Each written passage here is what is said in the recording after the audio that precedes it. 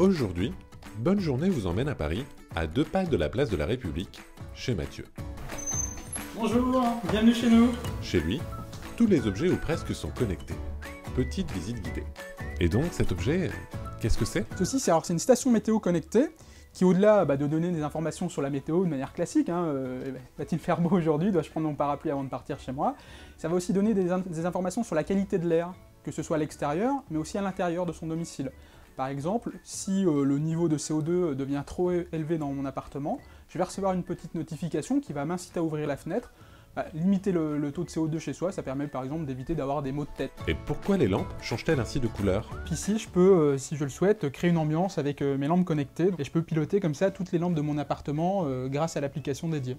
Donc là, ici, vous avez tout un tas de scénarios, vous pouvez créer vraiment des ambiances plus ou moins festives, des ambiances cosy, des ambiances de détente, créer des simulations d'aube, de lever de soleil, de coucher de soleil, on peut faire tout un tas de choses en fonction du nombre d'ampoules qu'on a chez soi et là où elles sont disposées dans son appartement.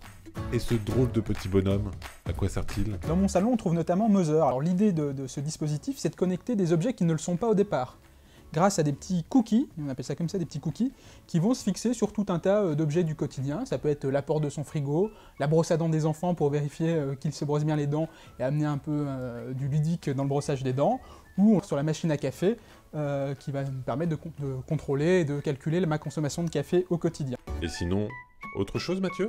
Alors je voulais vous amener dans ma chambre pour vous montrer deux objets, dont ce petit bracelet, un bracelet d'activité qui permet de suivre à la fois son activité physique durant la journée, donc ça calcule le nombre de pas qu'on fait, le nombre de calories qu'on consomme, mais ça suit aussi ce qui se passe la nuit, et notamment la qualité de son sommeil. Donc ça différencie les périodes de sommeil léger de sommeil profond.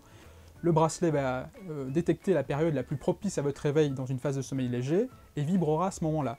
Et je voulais également vous montrer une chose, ce que vous voyez derrière, donc, qui est une plante verte. Alors a priori, une plante verte, c'est pas très connecté comme objet, mais là, désormais, avec un petit dispositif qui s'appelle le Flower Power, là, ça nous permet de suivre la bonne santé et la vitalité de notre plante. Et donc, directement sur notre téléphone, on va recevoir des alertes quand la plante a besoin d'être arrosée, si elle a besoin d'être déplacée. Par exemple, on peut imaginer qu'elle manque de lumière, s'il fait trop chaud ou trop froid pour la plante, on reçoit toutes ces informations-là directement sur notre smartphone, et ça nous permet de maintenir cette plante en vie, ce qui, dans notre appartement, et vu notre passif en matière de fleurs, n'est pas une mince affaire.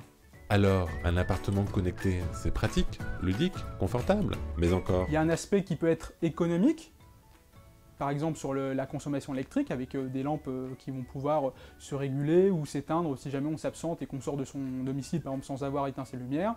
On peut mettre quelque chose qui est lié à la géolocalisation, qui va faire que vos éclairages vont s'éteindre si vous quittez votre domicile. Et le prochain achat connecté de Mathieu, ce sera quoi? Le prochain achat que je pense vouloir faire, c'est probablement sur mon système d'ouverture et de fermeture de porte.